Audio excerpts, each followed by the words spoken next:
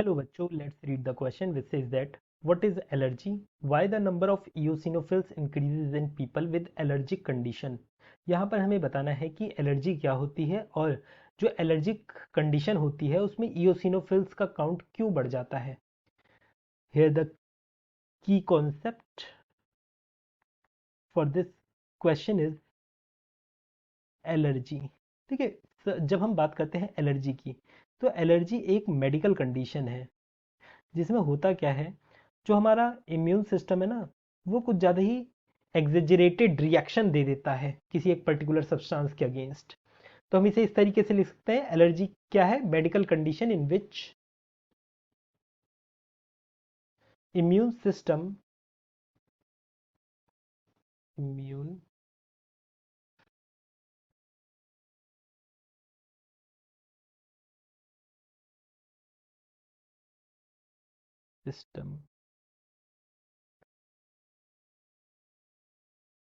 reacts abnormally to a foreign substance और इस foreign substance को हम बोलते हैं एलर्जन. और ये फॉरेन सब्सटेंस हमारा कुछ भी हो सकता है, जैसे कि डस्ट, पॉलन, एनिमल डेंडर, या फिर ये कोई फूड प्रोडक्ट भी हो सकता है, जैसे कि मिल्क हो गया, पीनट बटर हो गया, ये हो सकती हैं. इसके सिम्टम्स क्या हैं एलर्जी के.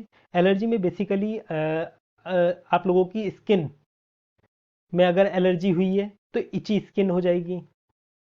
इची स्किन यहाँ पर लिख देते हैं, सिम्टम्स हैं ये इसके. इची स्किन हो जाएगी. इसके अलावा आप लोगों को छींकें आने लगेंगी लगातार.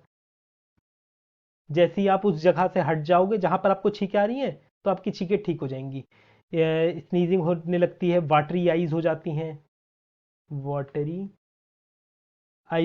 हैं, आप लोगों को सांस लेने में डिफिकल्टी फेस करनी होती है, डिफिकल्टी इन ब्रीदिंग. तो ये चीज़ें आप लोगों को फेस करने लगती है. कई केसेस में वॉमिटिंग भी आने लगती है.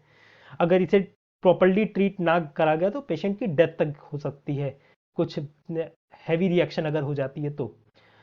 यहाँ पर नेक्स्ट पार्ट में देखिए क्या बोला गया है, why the number of eosinophils increases in people with allergic condition. अब देखिए होता क्या है, जब हम किसी फॉरेन सब्सटेंस जो कि एलर्जन है जब हम अपनी बॉडी के अंदर लेते हैं तो जो हमारी बोन मैरो होती है ना, वो क्या करती है, दो सब्सटेंस को रिलीज करती है. एक तो होता है आईजीई एंड इओसिनोफिल्स.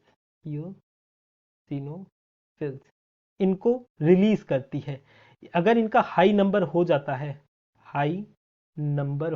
है तो ये क्या इंडिकेट करता है, ये इंडिकेट करता है एलर्जिक रिएक्शन